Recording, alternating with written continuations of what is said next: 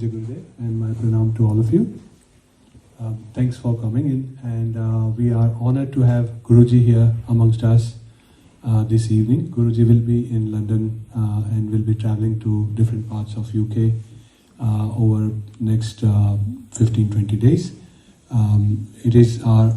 We are blessed to have him here amongst us. Before we get started with the formal introduction, I would request Trustee Girish Bhai to honor Guruji with a scarf, and then we will continue with the formalities. Thank you.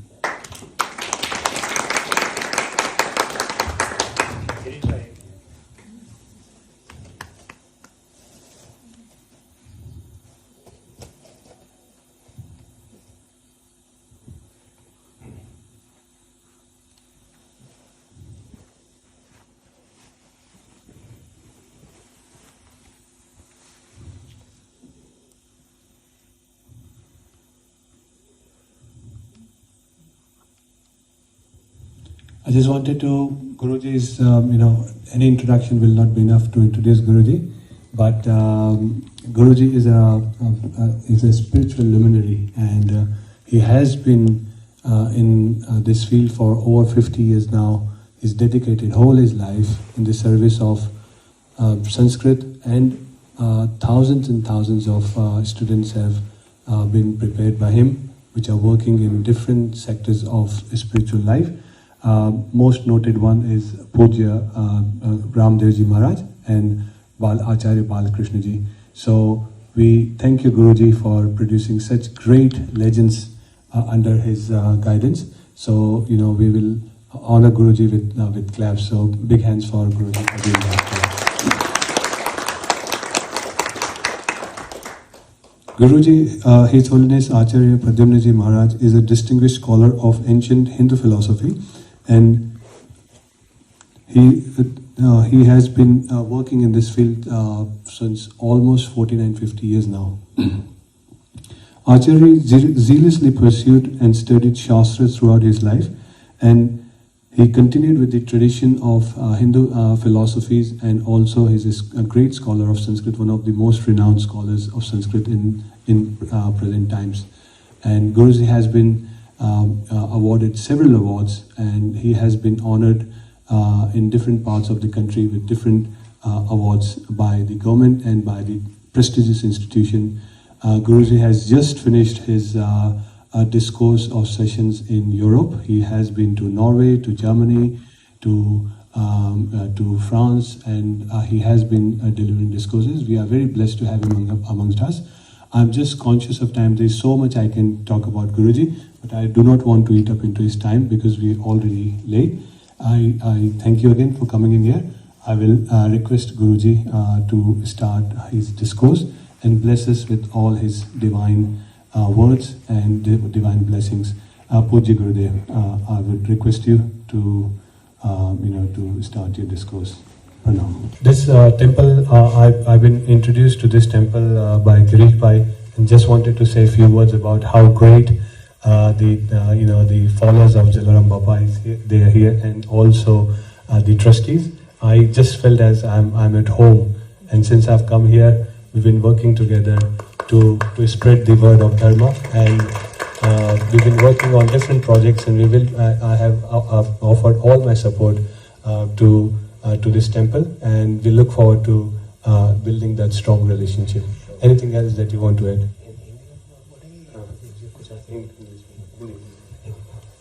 Guruji will be delivering his discourse in Hindi.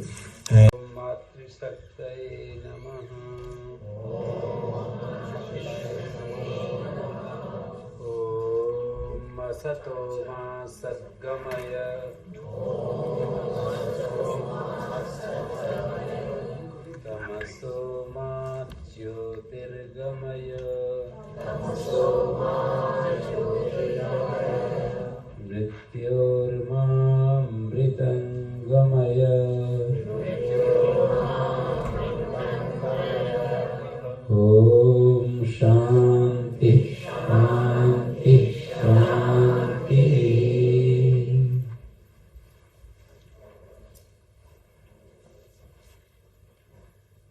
मैंने आप सबको प्रणाम किया। भाई गिरीश जी और उनके सहयोगी, इस मंदिर के सभी जो ट्रस्टीज हैं, कार्यकर्ता हैं, मेरे साथ में समर्थ गुरु जी और माता जी जो भारत से आई हैं, और सारी मेरी पूज्य मातृशक्ति, आप सब में उपस्थित भगवान को मैं प्रणाम करता हूँ। जहाँ कोई दिव्यता होती है वो सब यद यद विभूतिमत् सत्वम श्रीमद् ऊर्जितमेव वा तत्तद एव गच्छत्वम मत् तेजो अंश संभवम। भगवान ने गीता में हमको ये बताया कि जो जो कुछ अच्छा है, शुभ है, सुंदर है, माधुर्य से, सौंदर्य से भरा हुआ है, उसको मेरे ही अंश से उत्पन्न हुआ समझो। तो इस संसार में जो चारों तरफ हमको सौंदर्य बिखरा हुआ नजर आता है, पेड़ पौधों में हरियाली, फल फूल, इस धरती पर कितनी सारी सुंदर सुंदर चीजें हमें दिखाई देती हैं, वे सब, उन सब के मूल में परमात्म तत्व छिपा हुआ बैठा है। किसी बुद्धिमान की बुद्धि, किसी बहादुर व्यक्ति के मूल में जो उसका वो जो ब्रेवनेस है, और किसी लेखक के पास जो लेखन शक्ति, किसी पेंटिंग करने वाले के पास जो पेंटिंग की कला है, बड़े बड़े डैम बनते हैं, जैसे डिजाइन किया होगा किसी व्यक्ति ने लंदन आई बनाने के लिए, और जो बिग बैन और पार्लियामेंट बनाने के लिए किसी ने तो डिजाइन किया है ना, वो सब, ये तो मैं आपके सामने जो अच्छी चीजें हैं उनका नाम ले रहा हूं। पूरे संसार में जाकर के यदि हम देखेंगे, जैसे मैं अभी फ्रांस में गया था, पेरिस में ईफिल टावर, तो मैं देख रहा था किसी व्यक्ति के मन में ये कल्पना आई होगी, उसके बाद तो सहयोगी बहुत सारे होते हैं, पर चलने वाला, आगे चलने वाला कोई एक व्यक्ति होता है। मैसूर में, भारत में मैसूर में कोई एक वृंदावन गार्डन नाम से जगह बनाई, वहां पर कितना बड़ा उसको डिजाइन किया होगा, वो जो डैम बनाई वहां पर पानी को रोकने के लिए, लाखों लोग देश विदेश से वहां जाते हैं देखने के लिए। आगरा का ताजमहल, चीन की दीवार, ऐसे ऐसे जो इस धरती पर आश्चर्यचकित करने वाले जो कार्य हैं, और जो बहुत ज्यादा आजकल बहुत विज्ञापन का युग है, बड़े बड़े स्पोर्ट्समैन हैं, बड़े बड़े वैज्ञानिक, साइंटिस्ट, उन सब के मूल में भगवान की शक्ति, ऐसा गीता में कहा है, यद यद विभूतिमत् सत्वम। जो जो विभूति युक्त प्राणी या वस्तु है, यद यद विभूतिमत् सत्वम श्रीमत् ऊर्जितम एव वा, या श्री संपन्न है, शोभा संपन्न है, या ऊर्जा से भरी हुई है, यानी एनर्जेटिक है, तो उस सब के मूल में तत्तद एव अवगच्छत्वम। हे अर्जुन, भगवान अर्जुन को कह रहे हैं कि हे अर्जुन, उसको मेरे अंश से उत्पन्न हुआ समझ, मेरे अंश से पैदा हुआ समझ। जैसे कोई माता पिता अपने बच्चे के बारे में कहे कि इस बालक में जो अच्छाई दिखाई दे रही है, उसके लिए हमने बहुत पुरुषार्थ किया है, प्रयत्न किया है, हमारे अंश से ये बालक इतना सुंदर, इतना कुशाग्रमति, तीव्र बुद्धि, इतना परिश्रमी, ये सब जो इसमें अच्छा दिखाई दे रहा है, या बच्चा भी कहे कि मुझ में कुछ अच्छाई है, वो मेरे माता पिता या गुरुजनों की है। तो इस तरह से इस सृष्टि को जब हम अवलोकन करते हैं तो इसमें जो शुभ और सौंदर्य से भरा हुआ कुछ अच्छा दिखता है, उसके मूल में भगवान है, जिसका प्रतीक ये मंदिर के रूप में यहाँ पर आप अपनी श्रद्धा प्रकट करने के लिए यहाँ आते हैं। जहाँ इस मंदिर के जो संत हैं, उन्होंने अपने जीवन में जो शुभ, जो कुछ अच्छा किया, वो बहुत वर्षों वर्षों तक, सैकड़ों हजारों वर्षों तक लोगों को प्रकाश देता रहेगा। कैसे? क्योंकि भगवान का अंश उनके द्वारा प्रकट हो रहा है, हुआ है। तो इस तरह से इसको हम कहीं पर भी, किसी रूप में भी देख सकते हैं कि जो कुछ भी शारीरिक स्तर पर बहुत अच्छे अच्छे काम करने वाले स्पोर्ट्समैन आज इस युग में आ रहे हैं, बड़े बड़े बिजनेसमैन, बड़े बड़े एक से एक राजनेता, एक से एक अध्ययन करने वाले, देश विदेश में नोबेल पुरस्कार विजेता बहुत सारे परिश्रमी लोग पैदा हो रहे हैं। तो उन सब के मूल में भगवान का अंश काम कर रहा है, ये मैं कहना चाहता हूँ। बार बार घूम फिर करके एक बात ही आप तक पहुंचाना चाहता हूँ कि उसके मूल में भगवान की शक्ति काम कर रही है। तो ऐसे भगवान के प्रति हमें श्रद्धा, विश्वास, निष्ठा, भक्ति, प्रेम, माने लव, फेथ, अनकंडीशनल सरेंडर, और उनके प्रति जो डिवोशन, डीप डिवोशन, ये सारी चीजें हमें निरंतर वो भगवान जो सर्वत्र तो है ही, सूर्य, चंद्रमा, धरती, आसमान, दूर से दूर वो भगवान मौजूद है, और निकट से निकट हमारे हृदय में भी वो मौजूद है, हमारी बुद्धि में मौजूद है। वेदों में कहा, तदेजति तन्नैजति तद्दूरे तद्वंतिके तदंतरस्य सर्वस्य तदु सर्वस्यास्य बाह्यता। वो बहुत दूर है, वो बहुत नजदीक भी है। यदि हम उसके प्रति अज्ञानी होते हैं तो वो बहुत दूर है, यदि हम ज्ञान की आंखों से देखें तो बहुत नजदीक है। वो हमारे अंदर भी है, बाहर भी है। तदेजति तन्नैजति, वो हमारा मन जहां भी पहुंचता है वो पहले ही वहां मिलता है।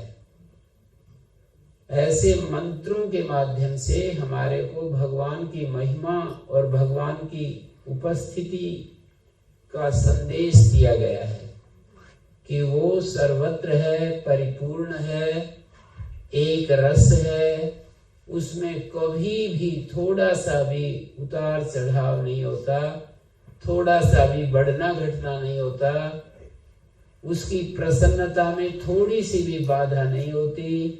जैसे हम कभी खुश हो जाते हैं और कभी परेशान हो जाते हैं, कभी हम अच्छे, कभी खुशहाल दिखाई देते हैं, कभी बेहाल दिखाई देते हैं, तो ऐसा वो भगवान जो हमेशा हमेशा एक रस रहता है, तो हमारे एक तरफ भगवान है और दूसरी तरफ ये प्रकृति है, माया है, और ये संसार है, दृश्य है, ये सब है। एक तरफ भगवान और एक तरफ दृश्य। शास्त्र में कहा है कि हमारा जो चित्त है उसमें ये सामर्थ्य है कि वो भगवान से भी जुड़ सकता है और दृश्य से भी जुड़ सकता है। ये हमारे चित्त में शक्ति है, सामर्थ्य है, योग्यता है। मानी ये हमारे चित्त की कैपेसिटी है कि हम चाहें तो भगवान से जुड़ जाएं और चाहें तो दृश्य के साथ संबद्ध हो जाएं। जब हम दृश्य के साथ संबद्ध होते हैं तो हमारे को कभी सुख मिलेगा, कभी दुख मिलेगा, कभी हम मोह युक्त हो जाएंगे, मूड हो जाएंगे। तीन चीजें हमारे साथ संबद्ध। प्रेम देता है और हमें उत्साह देता है और हमें समझाता है कि कोई बात नहीं, तुमसे गलतियां हुई हैं तो कोई नहीं, आगे मत करो। हमें अंदर अंदर ऐसी प्रेरणाएं आती हैं, हमारे भीतर ही ऐसी इंस्पिरेशंस आती हैं कि भाई तुम आगे गलती मत करना, कोई बात नहीं, जो कुछ हो गया, अब आगे मत करना। कितना दयालु है वो, कितना कृपालु है वो, कितना महिमाशाली है। ऐसा उसके साथ यदि हमारा प्रेम हो जाए तो कभी साथ नहीं छोड़ता।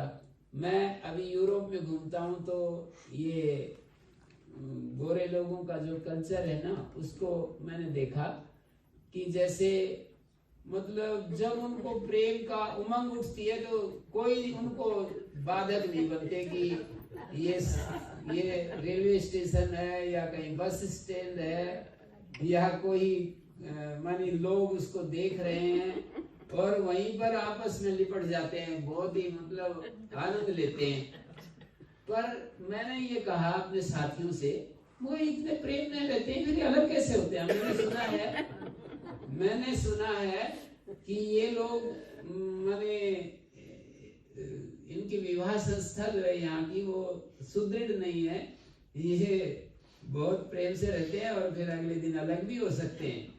तो अगले दिन अलग हो जाएंगे कि भाई जैसे ना आप अपने ढंग से रहें, मैं अपने ढंग से, और ये मैं किसी और से शादी कर लेती हूँ, वो कहता है मैं और से कर लेता हूँ, और अपने फिर दूसरा एक जीवन शुरू कर देते हैं, उसको भी छोड़ देते हैं। उनको आश्चर्य होता है। मेरे को बता रहे, वहां पर नॉर्वे में मैं था अभी, तो बता रहे कि एक हमारे साथ रहती थी एक माता, वो माता जी कह रही कि मेरे को एक माता मिली, बोले ये तुम्हारा कौन सा पति है? तो बोले तो पहला ही है। बोले इतनी बड़ी उम्र हो गई, पहला ही? तो बोले ये तो बड़ा आश्चर्य की बात है। तो यहाँ जैसे प्रेम, कितना ही प्रेम हो फिर भी अलग हो जाते हैं। मैं ये बात आपके मन को उस तरफ इंगित करना चाहता हूँ, उस तरफ आपको ध्यान आकर्षित करना चाहता हूँ कि यहाँ दुनिया में जो हम देखते हैं तो इस दुनिया में कितने प्रेम की स्थिति है फिर भी अलग हो जाते हैं। ऐसे भगवान जो है वो कभी हमको छोड़ता नहीं, कभी अलग नहीं होता है। तो ऐसे उस भगवान को हम प्रेम करेंगे तो हमारा प्रेम का प्रत्युत्तर मिलेगा, हमारा प्रेम निष्फल नहीं जाएगा। संसार में कह देते हैं, और उसके बड़े बड़े मैंने वो सुने हैं, भारत में तो बहुत ही ज्यादा पता नहीं क्या क्या हो जाता है। वो कहते हैं हम शादी करेंगे, समाज की व्यवस्था कुछ अलग प्रकार की है, तो उनमें बाधक बनते हैं और वो आत्महत्या कर लेते हैं, कुछ कर लेते हैं। तो ये सब जो है ये सब ऐसी स्थितियां हम मतलब कभी कभी एक व्यक्ति बड़ा प्रेम करता है, दूसरा कहता है कि नहीं मेरे को पसंद नहीं है, मैं तो, अब वो टूट जाता है। तो भगवान ऐसा नहीं है, एक साथ सबसे प्यार करता है, एक ही साथ सारे अस्तित्व के साथ एक साथ जुड़ा हुआ है, एक साथ प्रेम करता है, पूरा का पूरा करता है। ऐसा नहीं, यहाँ दुनिया में ऐसा नहीं मिलेगा। एक व्यक्ति किसी से प्यार करे तो ऐसा नहीं होगा कि वो उसी समय दूसरे से भी उतना ही प्यार कर सके। कोई हो जाए तो बड़ी समस्या हो जाती है। माने यहाँ पर जो है, यहाँ की समस्या मैं नहीं कह रहा, पर अपने भारत देश की बता रहा हूँ कि एक ही साथ यदि दूसरे से भी कोई जुड़ जाए तो बहुत मुश्किल हो जाएगा। पर भगवान देखो कैसा प्रेमी है कि एक ही साथ सबसे एक बार में एक ही समय सबसे उतना ही प्यार करता है जितना एक से करता है, उतना ही सबसे करता है। तो उस प्रेमी का प्रेम व्यर्थ नहीं जाता है, ऐसे प्रेमी का प्रेम व्यर्थ नहीं जाता है। इसका तात्पर्य क्या है, इसको हम कैसे समझें कि भगवान का प्यार व्यर्थ नहीं जाता है? तो मैं जैसे समझाऊं उसकी मैं व्याख्या कर रहा हूं। मैं ऐसे समझाऊं कि भगवान का प्यार व्यर्थ नहीं जाता है। इसका तात्पर्य यह है कि हम अपने को बहुत सारी चीजें जो होती हैं अपने जीवन में सुधार चाहते हैं, अपने जीवन को सुंदर बनाना चाहते हैं, अपने जीवन को अच्छा देखना चाहते हैं, पर हम बार बार फिसलते हैं, बार बार फेल होते हैं। जैसे कोई गुस्सा छोड़ना, गुस्सा का त्याग करना चाहता है, क्रोध त्याग करना चाहता है कि मैं कभी क्रोध ना करूं, मैं कभी भी किसी प्रकार का लालच ना करूं, मैं कभी भी झूठ ना बोलूं, मैं कभी भी किसी से ईर्ष्या ना करूं। ये जो ह्यूमन वीकनेस है उस सब को मैं पार कर जाऊं।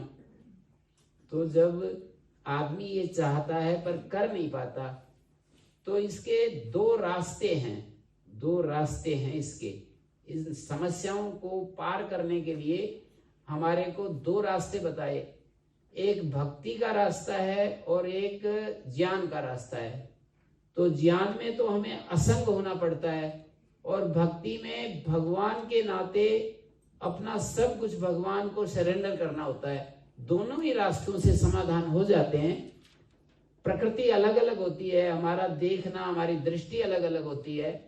तो हमारे को यदि ज्ञान के रास्ता से चलना है तो असंग होना पड़ता है, अकाम होना पड़ता है, अपने आप को अचाह करना पड़ता है, हम अपने आप को स्वयं में ले जाना पड़ता है कि ये सारा जो प्रपंच है मुझसे अलग है और ये मुझ में नहीं आता है। ऐसे अपने संबंध को अलग करना पड़ता है ज्ञान के द्वारा।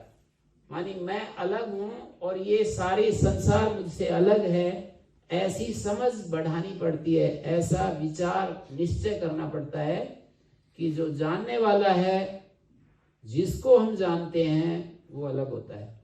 जैसे हम यहाँ पर बैठे हैं तो ये मंदिर है, मंदिर की दीवारें हैं, मंदिर में बहुत सारे यहाँ पर इसको संभालने वाले मानी पुरोहित हैं और इसके ट्रस्टीज हैं, सब लोग हैं और आप ऑडियंस हैं।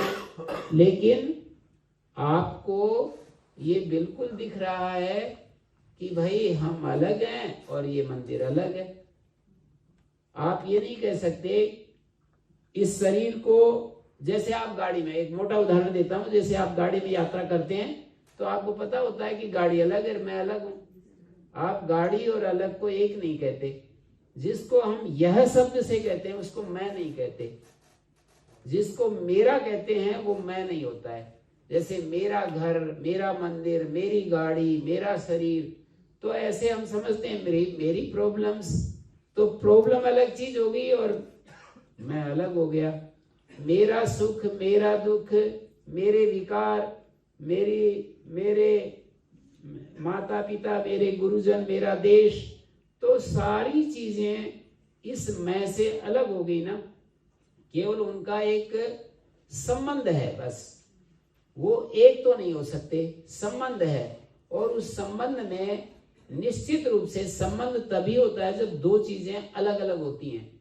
जैसे मेरा वस्त्र, तो मैं और वस्त्र का एक संबंध हमने बना लिया, स्व स्वामी संबंध। मानी मैं इसका स्वामी हूं और ये मेरा स्व है। मानी I am the possessor and this cloth is possession. मानी ये जो क्लोथ है, वस्त्र है, ये पोजेसन है और मैं इसका पोजेसर हूं। पर एक तो नहीं है, केवल संबंध तो बनाया। और संबंध में मैं इतना अपने आप को घुल मिला देता हूं कि आई बिकम द पोजेसन।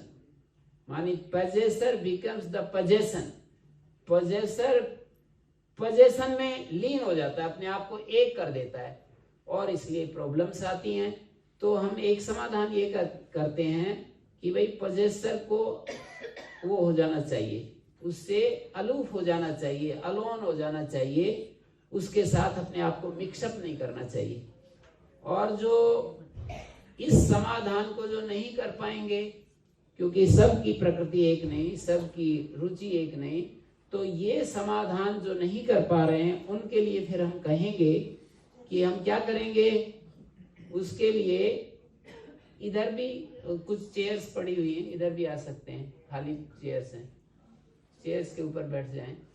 तो मैं ये कह रहा था कि जैसे ये एक रास्ता है, समाधान का रास्ता तो पूरा है, पक्का है, इसमें कि हम पृथक हैं और ये दुनिया अलग है और ये प्रॉब्लम्स अलग हैं, और मेरे को जो क्रोध आता है, मेरे को जो ईर्ष्या आती है किसी की उन्नति को देख करके, मैं जो अंदर अंदर एनवी करने लगता हूँ और जेलेसी उत्पन्न होती है, ये सारी चीजें अच्छी नहीं है। किसी के कहने से हम इनको अच्छा नहीं मानते या अपने ही एक्सपीरियंस से इनको अच्छा नहीं मानते, क्योंकि जब जब हम जेलेसी में होते हैं, जब जब एनवी में होते हैं, एंगर में होते हैं, तब तब मुझे परेशानी होती है।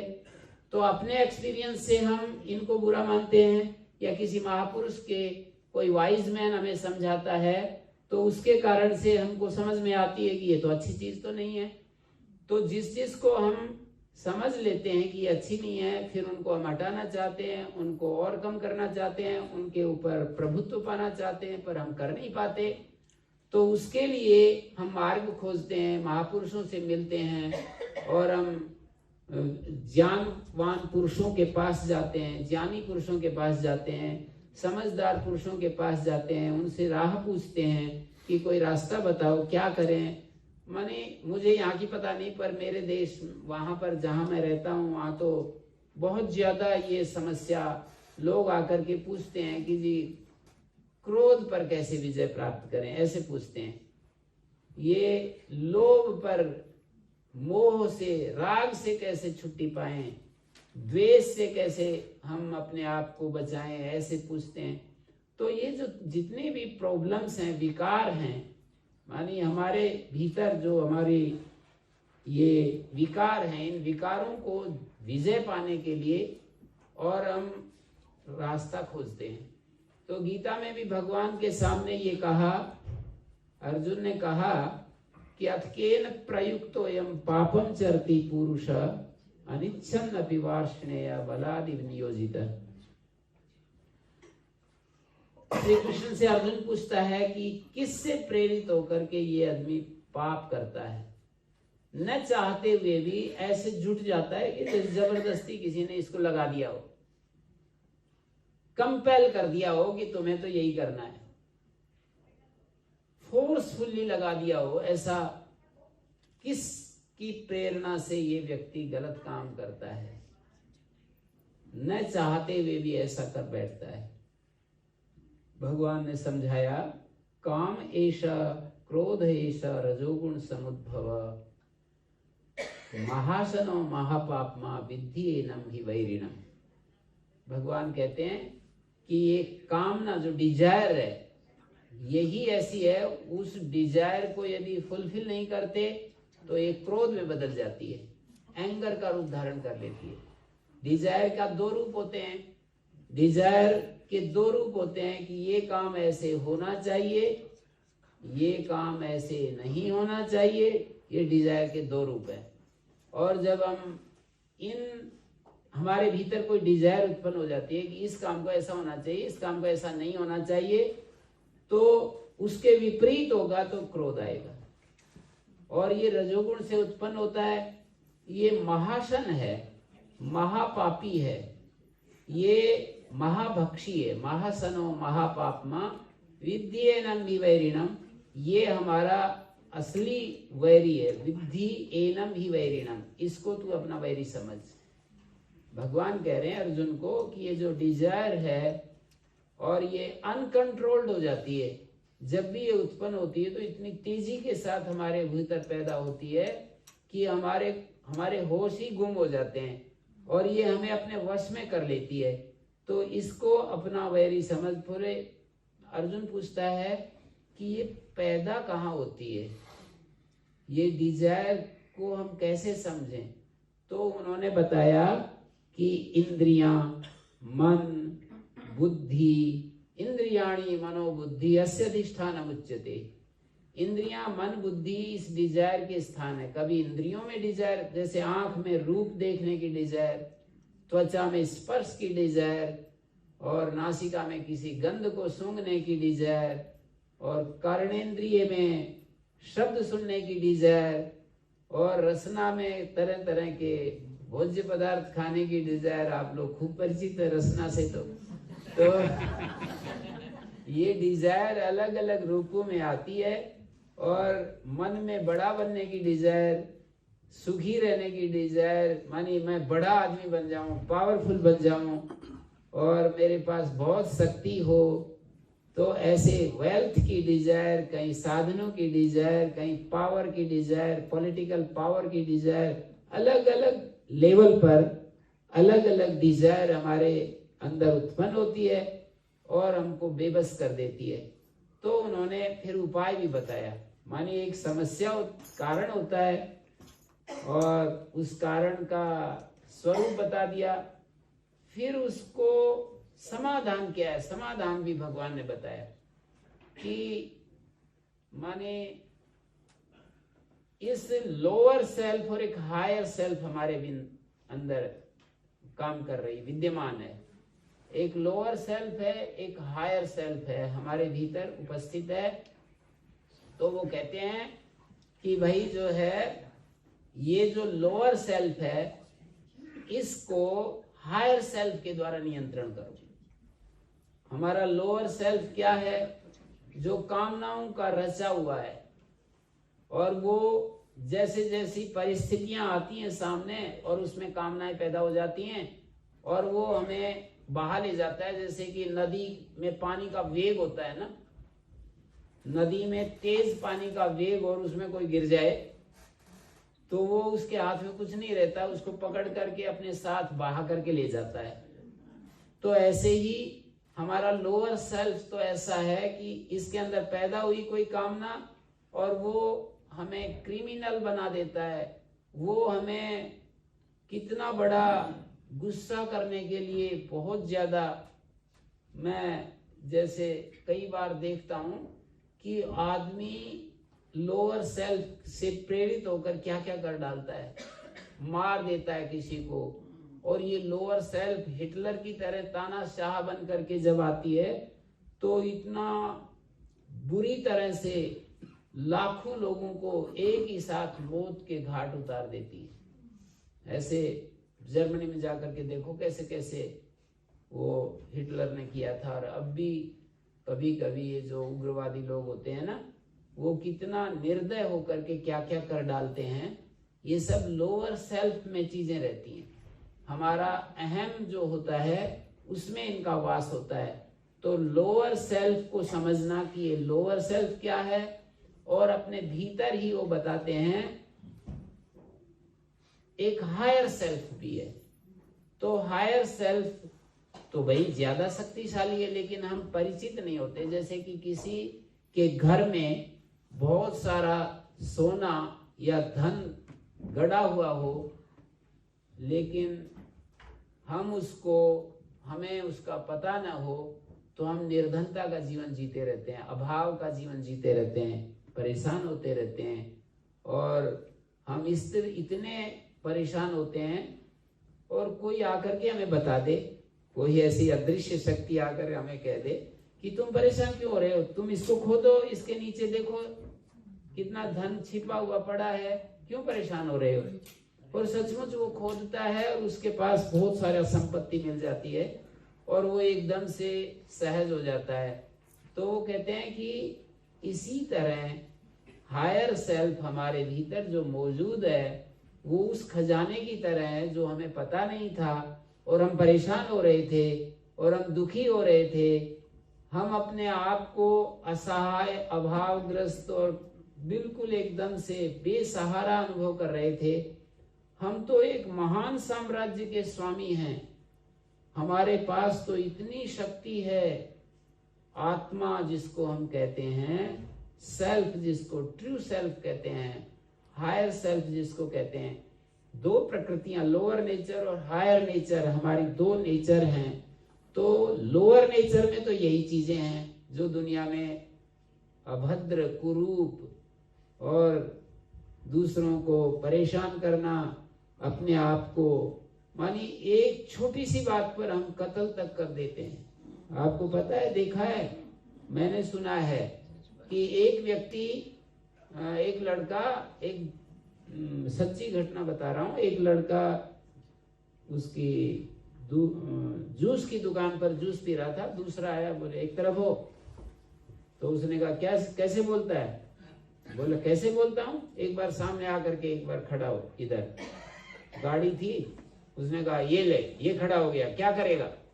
और तू मैं होती गई, और उसने कहा चल अभी तेरे को बताता हूँ, और एकदम से गाड़ी उसके ऊपर चढ़ा दी। अकेला लड़का था और वो उसी समय खत्म हो गया, उसकी जेल हो गई। दोनों कितना, एक का देहावसान हो गया, तो दूसरा जो बच गया वो जेल में पहुंच गया। छोटी सी बात है, क्या है छोटी सी बात? उसने आकर के कहा कि एक तरफ हो।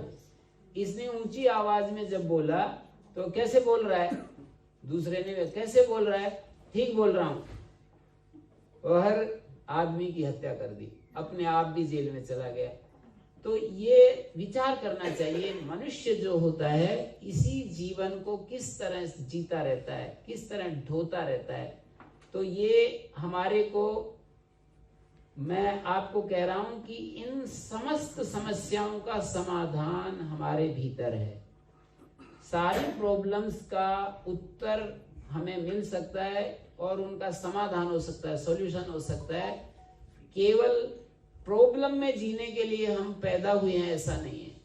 ह्यूमन बीइंग्स तो मैं, मनुष्य और मनुष्य के अलावा जो ये प्राणी हैं जगत में, दुनिया है, तो देखिए मनुष्य के अलावा जितनी दुनिया है वो तो जैसी बन गई वैसी बनी रहेगी, उसको बदल नहीं सकते। जैसे कोई, हम गाय भी रखते हैं वहां पर भारत में, तो गौशाला है, उसमें बच्चों के लिए गाय भी रखते हैं। तो जैसे गाय, एक गाय ऐसी होती है जो मारने लगती है, और एक गाय बहुत ही शांत होती है। तो जो गाय मारने वाली है ना, वो पूरे जीवन भर मारती रहती है। वो अपने स्वभाव को चेंज नहीं करती, कभी बदलती नहीं है। मैं मतलब एक्सपीरियंस की बात कह रहा हूँ, अनुभव की बात कह रहा हूँ।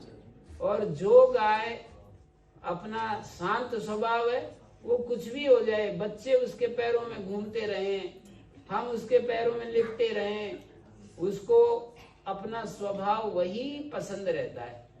तो पशु जो होते हैं वो जैसा उनका स्वभाव एक बार बन गया, वो उससे अलग नहीं हो पाते हैं।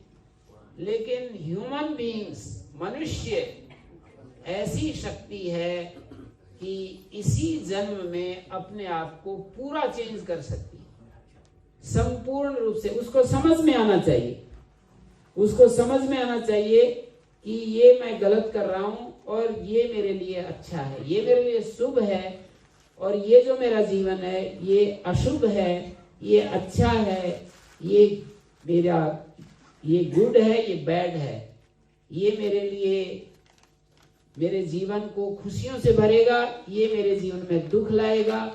ऐसा एक बार समझ में आना चाहिए, किसी के द्वारा समझ में आ जाए। जैसे अभी कुछ बातें आप सुन रहे हैं और आपके मन में कोई बात आ जाए कि अच्छा हम इनको कर सकते हैं क्या, और आपको विश्वास हो जाए, बताने वाले की बात पर विश्वास हो जाए, मैं कुछ बोल रहा हूँ और आपको मेरे वाणी में विश्वास हो जाए, या आपको अपने विचार के द्वारा ही ये विवेक पैदा हो जाए कि भाई ये गलतियों को मैं हटा सकता हूँ। कभी आपने अपनी कोई गलती हटाई हो तो आपको ये निश्चय हो जाए कि देखो ये मैंने गलतियां की, और ये गलतियां करने से मैं, ऐसा नहीं, मैंने कोशिश की, निश्चय किया और मैं अपनी गलतियों के पार चला गया। जैसे what a man has done a man can do. एक आदमी ने अपनी गलतियों को पार कर लिया तो दूसरा भी कर सकता है। इन तरह की बातों को लेकर के कोई व्यक्ति मनुष्य होने के नाते, कि भाई मनुष्य तो ऐसा नहीं है कि उसको एक ही स्वभाव में अब जीना पड़ेगा, ऐसा नहीं है। नीचे भी जा सकता है, ऊपर भी जा सकता है, अपने को स्टेबल भी बना सकता है और दूसरों की सहायता भी कर सकता है और दूसरों को कष्ट भी दे सकता है। घर में जो रिलेशन है, और मैं ऐसे ऐसे लोग देखे हैं मैंने। हमारे एक बहुत बड़े अधिकारी हैं वहाँ पर भारत में, मैं जो उदाहरण देता हूँ वो सही उदाहरण मैं दे रहा हूँ जो मेरे एक्सपीरियंस में है। जिनको उदाहरणों को मैंने देखा वो उदाहरण आपके सामने रख रहा हूँ। तो वो एडिशनल सेशन जज हैं, अभी भी हैं वहाँ पर। फरीदाबाद में एक जिला है हरियाणा का, वहाँ एडिशनल सेशन जज हैं। सेशन जज माने कोर्ट में वो, और उनके पतिदेव जो है वो IAS अधिकारी हैं। तो वो बता रही, ऐसे एक कॉन्फ्रेंस थी और वो कुछ कविताएं लिखती थी। तो उन्होंने कहा कि मैं कोर्ट जाती हूँ, कोर्ट से आकर के या तो मैं रसोई में कुछ खाना बनाती हूँ, या मैं कविता लिखती हूँ, या पेंटिंग करती हूँ। मेरे तो यही हॉबीज हैं, ऐसे बता रही। और फिर एक प्रसंगवश एक बात बताई कि हमारी शादी को हुए 21 वर्ष हो गए, हमारी शादी को 21 वर्ष बीत गए। मुझे याद नहीं आ रहा कि मैं कभी इनसे रूठ गई हूँ और इन्होंने मेरे को मनाया हो। इन्होंने कभी मेरे को, वो करते हैं ना रूठने और मनाने का एक प्रोग्राम चलता होगा आपके यहाँ भी। तो उन्होंने कहा कि मेरे को जो है याद नहीं आता। तो एक एक मनुष्य जब ऐसा उदाहरण हमारे सामने रहता है तो हम सब हो सकते हैं, बशर्ते उस चीज की कीमत हमारे मन में आनी चाहिए और वो चीज हमें समझ में आनी चाहिए कि हम, ये बहुत ही अच्छी चीज है, कितना अच्छा जीवन है कि एक बार भी कोई किसी से क्रोध नहीं कर रहा, रूठ नहीं रहा, और दूसरा उसका साथी पार्टनर उसके लिए उसको वो नहीं कर रहा है। तो ये सारी चीजें हमारे विचार के ऊपर, विवेक के ऊपर, सारी की सारी चीजें हमारे विचार के ऊपर डिपेंड करती हैं कि हम कैसा सोचते हैं, किन लोगों के साथ में उठते बैठते हैं, कैसा प्रशिक्षण हमें मिला है। मानी मनुष्य तो शिक्षा संस्कार के अनुसार ही ढल जाता है। जैसा उसको शिक्षण मिलता है, जैसा उसको संस्कार मिलते हैं, मनुष्य वैसा ही बन जाता है। बाल्यकाल से अपने बच्चों को यदि ऐसा शिक्षा और संस्कार मिले, अभी ये सारी बात ऐसी है ना, जैसे मेरे साथ ये डॉक्टर असीम उपाध्याय जी मेरे साथ जो पास में बैठे हुए हैं, मैं इनको देखता हूँ, मानी करोड़ों रुपए का पैकेज था इनकी श्रीमती जी, इनकी पत्नी, और वो यहाँ पर बैंक में कहीं चार्टर्ड अकाउंट थी और बहुत ही बड़े अच्छे रैंक पर थी, बड़े अच्छे स्टेटस पर थी। तो उसको छोड़ करके अब आजकल वो मेरे पास भी रही और वहाँ पर अभी ऋषिकेश में वेदांत का अध्ययन कर रही है। तो ये जो चीज बिल्कुल किसी को कहते हैं कि ये ऐसे रह रहे हैं और पूर्ण पवित्रता के साथ, ये उनको शादी तो होगी लेकिन ये उनको माता कहते हैं, वो अपना बच्चा कहती है, और इनसे तो छोटी है, 9 वर्ष इनसे छोटी है उम्र में, लेकिन ये विचार ही है ना सारा का सारा, और कुछ थोड़ी है। इन्होंने एक जीवन, सुंदर जीवन का रूप या चित्र जो खींचा वो अलग है। कोई व्यक्ति सुंदर जीवन का जो चित्र खींचता है वो केवल भोगों को ही महत्व देता है कि भाई जीवन में जितने अधिक से अधिक अच्छे से अच्छे भोग भोगे जाएं, इसमें जीवन का साफल्य। नहीं तो आदमी पता नहीं क्या क्या बोल देता है, कहेगा इसने तो कुछ करके देखा ही नहीं, ये तो बिल्कुल ऐसे ही चला गया। जैसे कि यही जीवन की अंतिम चीज होती है, भोगों का भोगना ही, 5 इंद्रियों के सुखों को भोगना ही जीवन की अंतिम चीज होती है, ऐसा जो है समझा जाता है। तो उनकी ट्रेनिंग ऐसी है, साथियों से भी यही सुनते हैं, पूरा समाज भी यही बातें बोलता है। तो जब ऐसा हम प्रशिक्षण हमें पूरे समाज की तरफ से ऐसा मिलेगा तो हमारा माइंड भी वैसा ही हो जाएगा, हमारी बुद्धि भी वैसी हो जाएगी, और हमारा माइंड जब वैसा हो जाएगा तो हमारी इंद्रियां भी उन चीजों को चाहेंगी। जब हमारी बुद्धि भोग में सुख देखेगी तो भोग के साधन जुटाएगी, और भोग के साधन जुटाएगी तो हमारी इंद्रियां भी उनमें आसक्त होंगी। और इंद्रियाणाम ही चरताम यन मनोनुविधीयते तदस्य हरति प्रज्ञाम वायुर्नाव विवाम्भसी। भगवान कहते हैं कि जो हमारी इंद्रियां विषयों में विचरण करती हैं और मन उसके साथ दे दे, थोड़ी देर के लिए हमारा मन जो है वो उसके साथ हो जाए, तो फिर वो मन बुद्धि को भी खींच लेता है, और फिर जैसे वायु नौका को खींच करके अपने साथ बहा करके ले जाती है, अपनी तरफ ले जाती है, ऐसे ही हमारा माइंड बुद्धि को भी, उधर तो इंद्रियों का साथ दे देगा माइंड, और बुद्धि को खींच करके। तो ये सारे एकदम फैक्ट का वर्णन है। तो हम फैक्ट को कैसे ओवरकम करें, तो इंद्रियों को पहले ही सावधान होकर के यदि हम अपने वश में रखें, तो मन वश में रखें तो हमारा जो मन है वो बुद्धि के द्वारा नियंत्रित रहता है, सही दिशा में चलता है।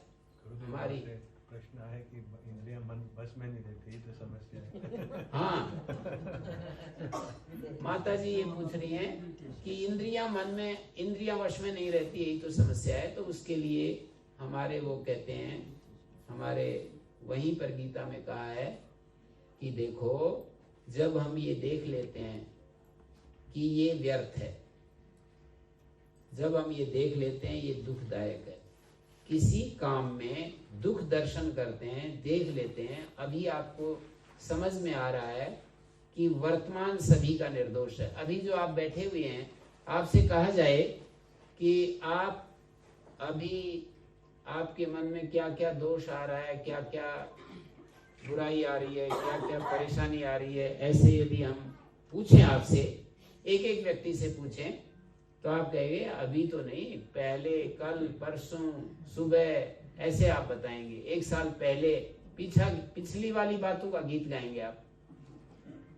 अभी तो कहेंगे अब तो ठीक ठाक है जी, अभी आपके सामने बैठे हैं इसलिए ठीक है। तो ये तो निश्चय हो गया ना कि हम देवता के सामने जब आते हैं, किसी महापुरुष के सामने आते हैं, इस मंदिर के वो जलाराम, तो जैसे यहाँ इस महापुरुष के सामने आते हैं तो फिर तो नहीं होता है। किसी महापुरुष के सामने आते हैं, किसी अच्छी पुस्तक के सामने होते हैं, कोई स्वयं अपने विचार करते हैं या भगवान को स्मरण कर रहे होते हैं, तब तो नहीं होता ना। तो इसका अर्थ ये हुआ कि आलंबन से हमारी इंद्रियां प्रभावित होती हैं। ये बात रही कि हमारे जैसे आलंबन होते हैं, उन आलंबनों से हमारी इंद्रियां प्रभावित होती हैं। कारण को हटाने से कार्य हट जाता है। कारण यदि हट जाए, जैसे धुआं हो रहा हो तो अग्नि को हम यदि बंद कर दें तो फिर धुआं रुक जाएगा। तो कारण को हटाने से कार्य हट जाता है। तो इसी तरह से यदि हमारी इंद्रियां विषयों में जाती हैं तो उसका कारण है कि आलंबनों को हमने बहुत ज्यादा महत्व दिया है। विचार के द्वारा यदि आलंबनों को हम महत्व नहीं देंगे, अपने विचार के द्वारा जो आलंबन होते हैं, आलंबन का मतलब हमारे पास सेंसेज हैं और उन सेंसेज के जो ऑब्जेक्ट्स हैं वो आलंबन कहलाते हैं। जैसे हमारे आंख है, आंख का आलंबन जो ऑब्जेक्ट है वो रूप है।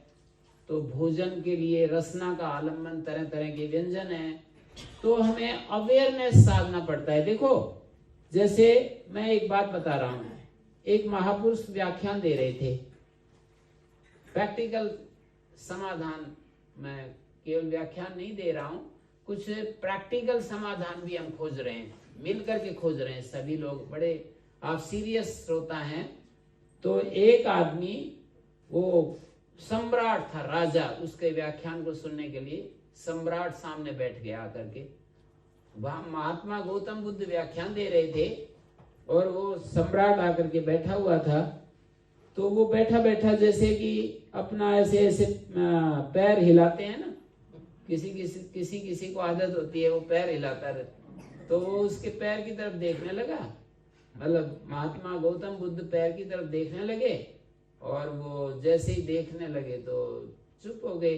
पहले तो बोल रहे थे जैसे मैं बोल रहा हूँ और किसी की तरफ मैं देख करके ऐसे चुप हो जाऊं, शांत हो जाऊं, तो वो भी शांत हो जाए। जैसे ही उसको तो फिर कई बार कई देर तक ऐसे चुप हो जाएं, तो उन्होंने कहा कि महाराज आप चुप क्यों हो जाते हैं? तो बोले आप ये जो अंगूठा हिला रहे हैं ना, मैं उसकी तरफ देखने लगता हूँ फिर चुप हो जाता हूँ। बोले मैं भी जब आपको देखता हूँ, मेरे अंगूठे को देख रहे हो, मेरे पैर को देख रहे हो, तब मेरा ध्यान जाता है कि मेरा पैर हिल रहा है, नहीं तो मेरे को पता ही नहीं चलता है कि मेरा पैर हिल रहा है। तो इसका मतलब ये है कि हम ध्यान देना शुरू करें, अपने शरीर के अंगों पर ध्यान देना शुरू करें, अपनी वाणी के ऊपर ध्यान दें, अपनी आंख के ऊपर, अपने कान के ऊपर अवेयरनेस, थोड़ी सी अवेयरनेस को, थोड़ा अपने भीतर अवेयरनेस को जागृत करें। जब हम अपने भीतर अवेयरनेस को जागृत करेंगे तो फिर अवेयरनेस के कारण से हमारा मन ठीक होने लगेगा, नियंत्रित करने लगेगा हमारे पूरे अस्तित्व को। तो शरीर जैसे हमारा हिलता है, यदि हम उस पर फोकस करें तो आपका तुरंत वो काम तुरंत रुक जाएगा। तो ऐसे ही अपनी इंद्रियों पर फोकस करेंगे तो इंद्रियां रुक जाएंगी। तो प्राण पर फोकस करेंगे तो प्राण भी बहुत सूक्ष्म हो जाता है। विपश्यना में कोई लोग गए ही होंगे, तो विपश्यना में यही तो सिखाया जाता है कि अपने प्राण पर फोकस करो। तो हम जिसके ऊपर अपना ध्यान केंद्रित कर देते हैं तो वहां पर वो हमारा वो अंश ठीक होने लगता है। तो इंद्रियों को वश में करने के लिए हमारे को अपने शरीर पर फोकस करना पड़ेगा, अपनी इंद्रियों पर फोकस करना पड़ेगा। ऐसा करने से तो मैंने जैसे आपको इतनी देर से एक ही बात समझने की कोशिश की है कि हम अपनी प्रॉब्लम्स को देखना शुरू करें शांत होकर के ऐसे, तो देखते ही मन भी शांत हो जाता है। मन के पीछे एक अवेयरनेस है, वो अवेयरनेस में यदि मन को हम देख सकेंगे तो मन शांत हो जाएगा। जैसे अभी आप बैठे हैं और मैं ध्यान करने के लिए कहूं तो आप कहेंगे कि जब चुप होंगे तो और ज्यादा मन गतिशील हो जाता है। हम जैसे ही चुप होते हैं तो मन और भी ज्यादा गति में आ जाता है। तो उसका उपाय यह है कि मन जब और गति में आए तो आप पीछे अवेयरनेस में, उसके अवेयरनेस में मन जहां जहां जाता है उसके पीछे वहां आप, जैसे मन अभी घर गया तो आप अवेयरनेस में आप इतना जानते